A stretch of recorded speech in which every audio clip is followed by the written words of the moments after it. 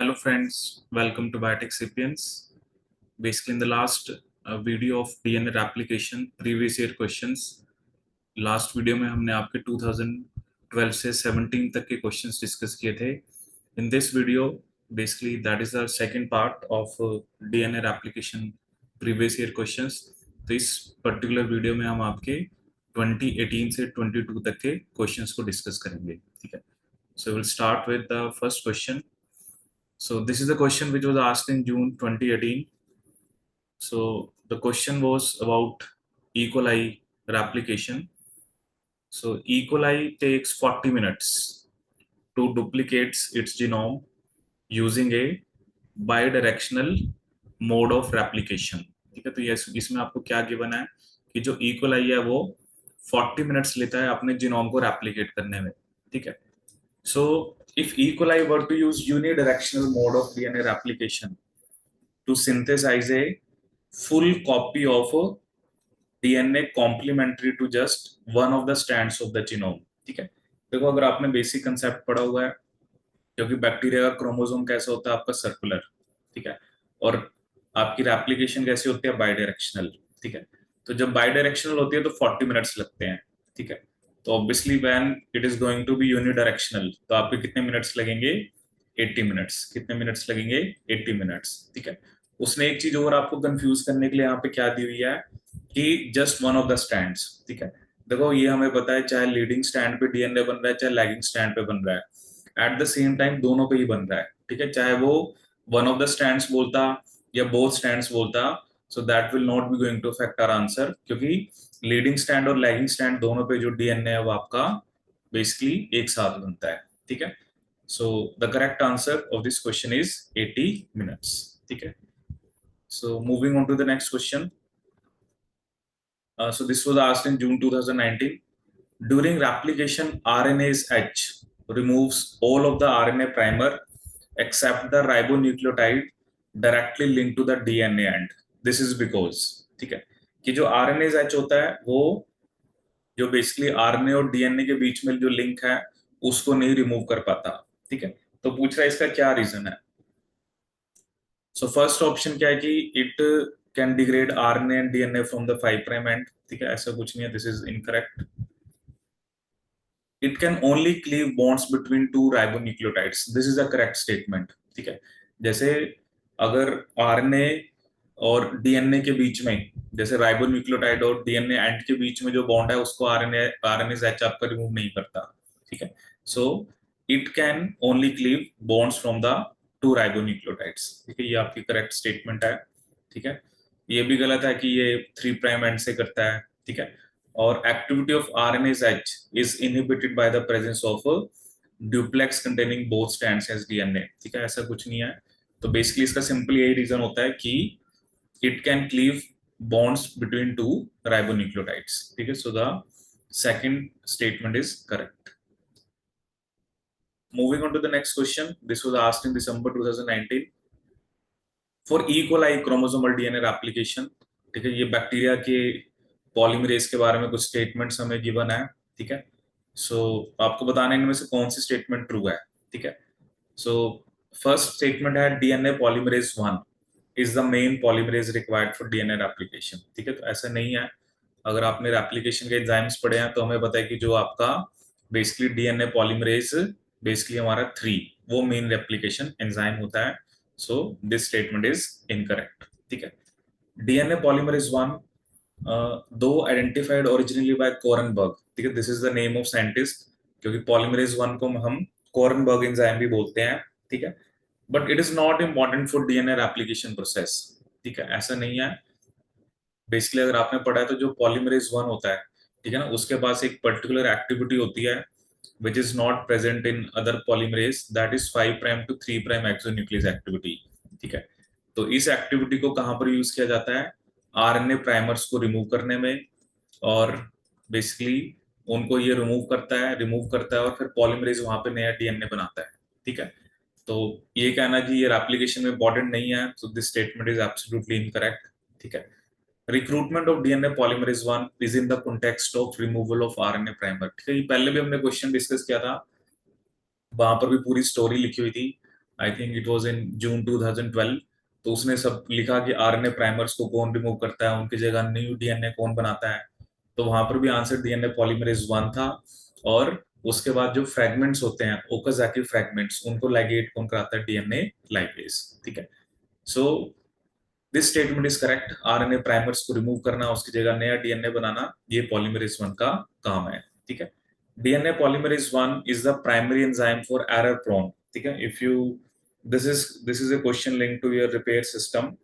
तो SOS response जो होता है वहां पर एक पर्टिकुलर पॉलीमरेज होता है, उसका नाम होता है डीएनए पॉलीमरेज 5। ठीक है, नॉट 1। ठीक है ना। वो जो बेसिकली होता है that is basically DNA polymerase 5। ये एसओएस रिस्पॉन्स हम रिपेयर सिस्टम्स में पढ़ते हैं, तो वहां पे डीएनए पॉलीमरेज 5 जी होता है। ठीक है, तो ये स्टेटमेंट भी आपकी गलत है। ठीक है, तो right answer is third. Moving on to the next question. ठीक है, तो ये क्वेश्चन एक इजी था बट थोड़ा सा ट्विस्ट था इसके अंदर। और अभी लेटेस्ट भी 22 में भी एक क्वेश्चन ऐसे से आया। तो देखो इसमें बेसिकली क्या है कि बेसिकली हमें पता है कि जो 3 to 5 होता है वो हमारा लीडिंग स्टैंड होता है, 5 to 3 हमारा लैगिंग होता है, बेसिकली जहाँ पर ओकाजाकी फ्रैगमेंट्स बन रहे हैं। सो इसमें उसने कहा कि जो ए है, ए स्टेटमेंट क्या है, 1 represents leading strand while 2 3 4 are Okazaki fragments. ठीक है, so this statement is absolutely correct. ठीक है।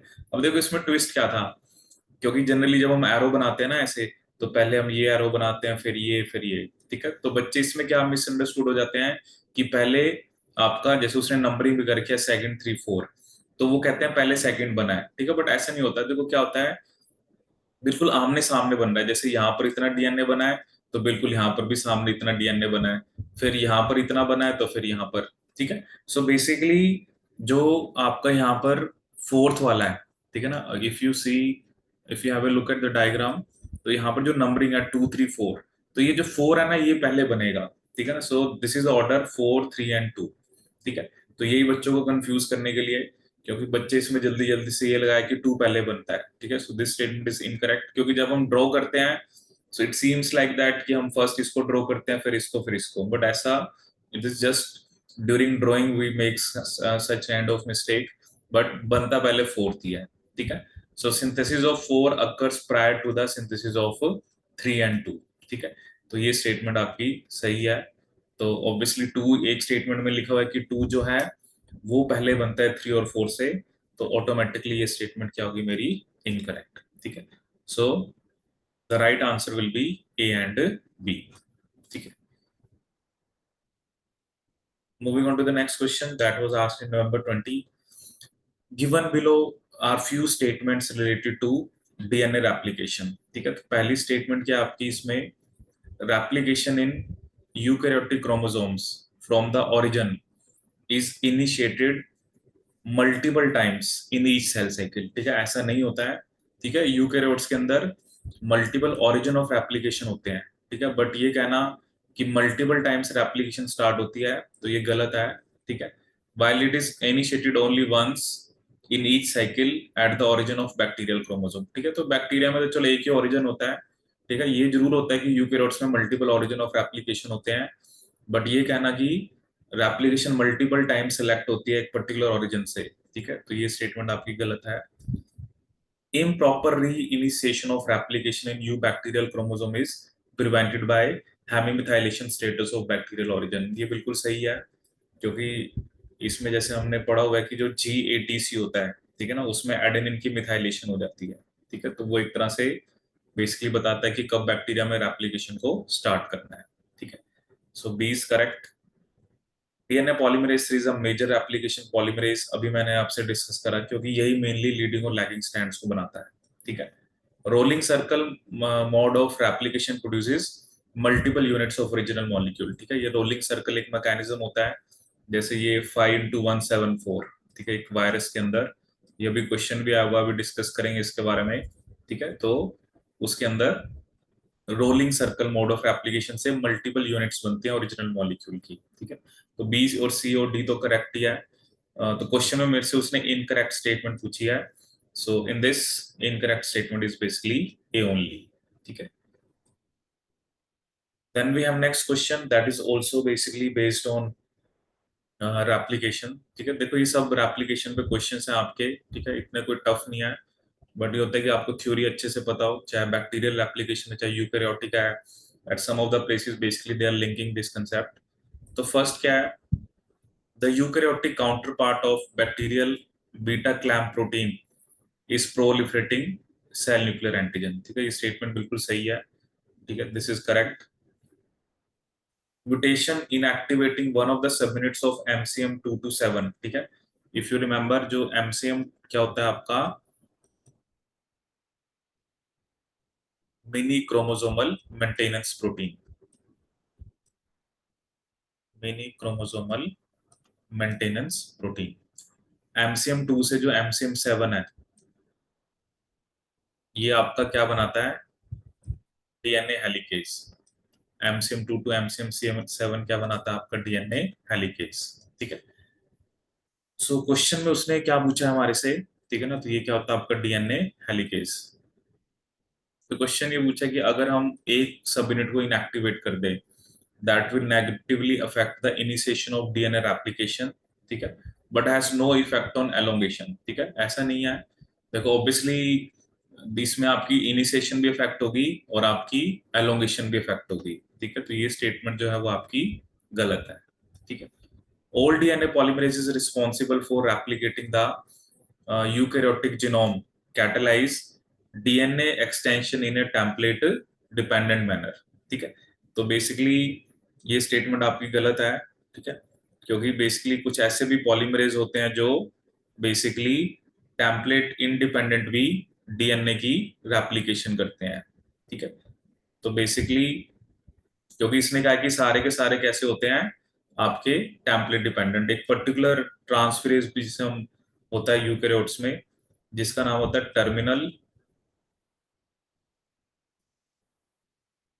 Deoxy nucleotidyl transferase.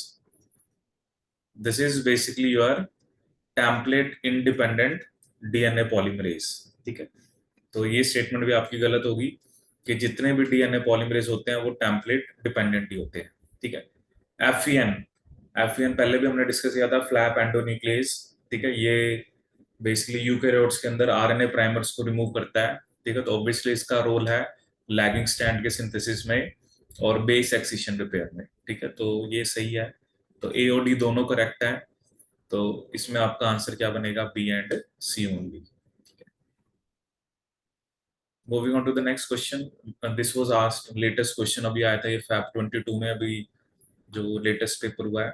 Which of the following proteins is essential for both initiation of DNA replication as well as the continued advancement of replication fork. ठीक है, तो अगर आपने replication पढ़ी है तो वहां पे जैसे सबसे पहले ORC आता है, CD6 आता है, एक CDT1 होता है. ठीक है, ये सब इनिशिएशन के लिए चाहिए होते हैं.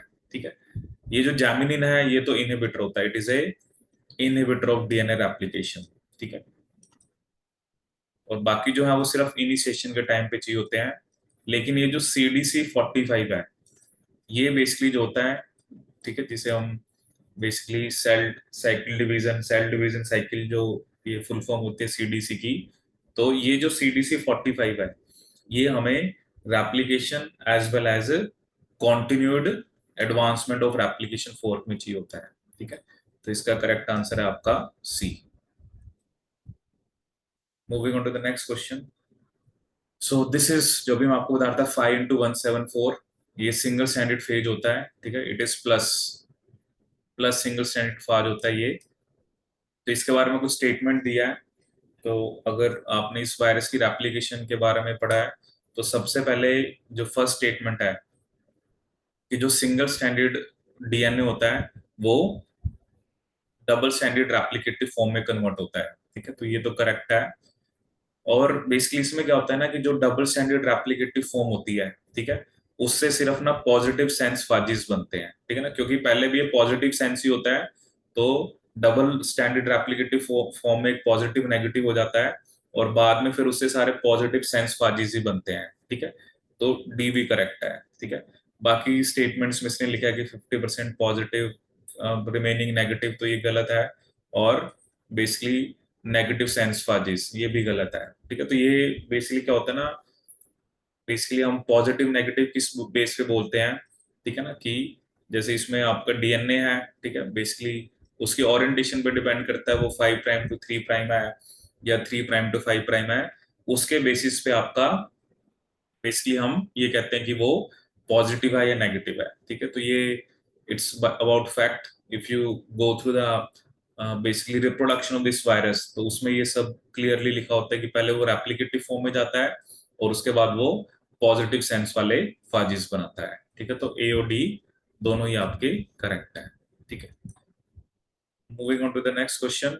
ठीक है, ये भी आपका इजी था क्वेश्चन। ठीक है, तो ये एक फिगर हमें दे रखा है कि रेप्लिकेशन जो है वो एक पर्टिकुलर ओरिजिन से स्टार्ट होती है of A newly identified bacterium having A double standard circular genome. ठीक है, characterization of DNA polymerase responsible for genome replication showed that DNA synthesis occurs in 5' to 3' direction and it depends on the primer presence of the primer। ठीक है, polarities जो हमें वो DNA की दे रखी हैं। replication begins at a point O on the left of the bubble। ठीक है, and both the basically parent strands were replicated concurrently, वही कि simultaneously दोनों पे replication चल रही है। The longer arrow inside the bubble shows the leading stand. ठीक है, जैसा भी आपने देखा कि पहले भी हमने फोर्थ देखी, where is a shorter arrow shows the Okazaki fragment. So the model depicts. ठीक है, अब देखो उसने ना हमें यहाँ पर सिर्फ एक रेप्लिकेशन फोर्थ दिखा रखी है। ठीक है, अब कई बार क्या होता है ना, जैसे इसमें बेसिकली इसने जैसे कंपैरिजन हमें यहाँ पे दे रखा है कि बैक्टीरिया में जैसे होता है, बट यहाँ पर उसने सिर्फ हमें एक रेप्लिकेशन फोर्थ दिखाई है। ठीक है, सो बेसिकली इसमें आपका कैसे हो रहा है, दैट इज बेसिकली यूनिडायरेक्शनल, क्योंकि ऑब्वियसली ये लीडिंग स्टैंड पे डीएनए बन रहा है, लैगिंग पे। बाई डायरेक्शनल का मतलब क्या होता है, जब आपके पास दो बेसिकली रेप्लिकेशन फोर्क्स बनती हैं। ठीक है, तो पहली बात तो ये बाई डायरेक्शनल नहीं है। ठीक है ना, क्योंकि जल्दबाजी में बच्चे इसको बाई डायरेक्शनल, ठीक है, बाई डायरेक्शनल का मतलब ये होता अगर आपको दो रेप्लिकेशन फोर्क होती, मतलब एक ओरिजिन से इधर जा रहा है, दूसरी रेप्लिकेशन फोर्क इधर जा रही है। ठीक है, so it is not by directional. अब इसमें ये तो चलो हो गया यूनिडायरेक्शनल है। फिर वही सेम कंसेप्ट, अब देखो, अब एबीसी में से, ठीक है ना, जैसे इधर इस डायरेक्शन में जा रहा है, तो इधर आपका सी जो है वो पहले बनेगा। ठीक है ना, जैसे वहां उस क्वेश्चन में भी यही था ना, कि वहां पर भी यही चीज देखनी थी कि बेसिकली मतलब बस आपने ये देखना है जहां से आप डीएनए बनाना स्टार्ट कर रहे हो, उसके सामने जो ओकाजाकी फ्रैगमेंट है ना वो पहले बनेगा। ठीक है, ना कि जो बेसिकली लास्ट में दिखा रखा है। ठीक है, मतलब ये बेसिकली जब हम रेप्लिकेशन पढ़ते हैं ना, तो जो पॉलीमरेज होता है वो कॉन्करेंटली या साइमल्टेनियसली दोनों पे बनाते हैं, क्योंकि वो डाइमर होता है। ठीक है, तो ये हम पढ़ते भी हैं रेप्लिकेशन में, उसमें ना लूपिंग हो जाती है। ठीक है, लूपिंग किसकी होती है, लैगिंग स्टैंड की। ठीक है, तो basically looping of lagging stand से क्या होता है, जो पॉलीमरेज होता है वो लीडिंग और लैगिंग स्टैंड दोनों पे जो बेसिकली आपका बेसिकली जो डीएनए होता है वो पैरेलली बनाता है। क्योंकि ये बात तो हमें पता है, चाहे लीडिंग स्टैंड है चाहे लैगिंग स्टैंड है, डीएनए रेप्लिकेशन हमेशा 5' टू 3' डायरेक्शन में होती है। ठीक है, तो इसमें भी अब यूनिडायरेक्शनल के बाद वही कंफ्यूजन कि पहले कौन सा बनेगा। ठीक है, तो आप यहाँ पर देख सकते हो पहले आपका सी बनेगा। ठीक है, सो अगर ऑप्शन देखें तो यहाँ पर एक इसी ऑप्शन में है कि C occurs prior to those marked A and B. ठीक है, ठीक है ना, यहाँ पर बाई डायरेक्शनल आपने नहीं करना। बाई डायरेक्शनल का मतलब होता ऐसी एक और एप्लीकेशन फोर्क बनी होती, तब वो बाई डायरेक्शनल होता। बट यहाँ पर सिर्फ एक ही एप्लीकेशन फोर्क है, तो इसका मतलब ये कि आपका यूनि डायरेक्शनल। ठीक है, so with this we end up with this video. ठीक है, तो इसमें हमने एप्लीकेशन के क्वेश्चन डिस्कस करे। ठीक है, तो ऐसे ही हम basically for the help of C S I NET GATE IIT JAM students, ठीक है, तो हम ऐसे ऐसे वीडियोस जो हैं वो बेसिकली ऐड करते रहते हैं बच्चों के लिए। ठीक है, so that basically the main point is this कि थ्योरी तो हम पढ़ लेते हैं, बट एग्जाम में हमें जो एप्लीकेशन है, ठीक है, वो हमारे लिए बहुत जरूरी होती है। ठीक है ना, तो ऑब्वियसली ये जो हमने क्वेश्चंस डिस्कस करे हैं, तो ऑब्वियसली पहले आपको थ्योरी आनी चाहिए। You should study from a good book, good foreign author book. ठीक है, या जहां पर भी आप पढ़ते हैं, तो क्योंकि थ्योरी पहले आनी चाहिए, क्योंकि जब तक हमें बेसिक थ्योरी नहीं आती तब तक हम क्वेश्चंस नहीं कर सकते। ठीक है, सो आर मोटिव इज दैट कि हम इन क्वेश्चंस को आपको अंडरस्टैंड करा पाए, ठीक है, ताकि आप बेसिकली एग्जाम में, मतलब बेसिकली जो ये क्वेश्चंस हम यहाँ पर फेस कर रहे हैं, ताकि एग्जाम में जाके हमें वो डिफिकल्टी ना मिले, ठीक है। क्योंकि जो भी चीजें होती हैं, जो भी इस टाइप के क्वेश्चंस होते हैं, अगर हमें बेसिकली हमें उसे करने का पता लग जाता है, जैसे अभी आप देखो ये क्वेश्चन हमने करा, ठीक है, और अभी आपने देखा एक क्वेश्चन पहले भी आया था दिसंबर 19 में, तो the concept was same basically. एक तो वही कि चलो वहां पर उसने ओकाजाकी फ्रैगमेंट्स वो चीज सेम यहाँ पर भी करी, ठीक है। तो बेसिकली क्या होता है, कंसेप्ट आप देख रहे हो, FEN1 रिपीट हो रहा है, मिचेल्सन स्टाल एक्सपेरिमेंट रिपीट हो रहा है, बट वही होता है कि एग्जाम में when when a particular student is appearing in exam, तो हमें नहीं पता कि कौन सा क्वेश्चन आना है। तो आप पहले अपनी थ्योरी अच्छे से करिए, फिर इन क्वेश्चंस को करिए, ठीक है, और फिर एग्जाम में obviously you will get good result, ठीक है। और भी कोई भी आपकी सजेशंस होती हैं तो आप हमें शेयर कर सकते हैं कि आप कोई पर्टिकुलर टॉपिक या कोई पर्टिकुलर क्वेश्चंस होते हैं, so that also we can discuss with you, ठीक है। And for these kind of videos you just basically you can subscribe to our channel, that is Vimersers Biotech Sapiens, ठीक है। Okay जी, thank you so much.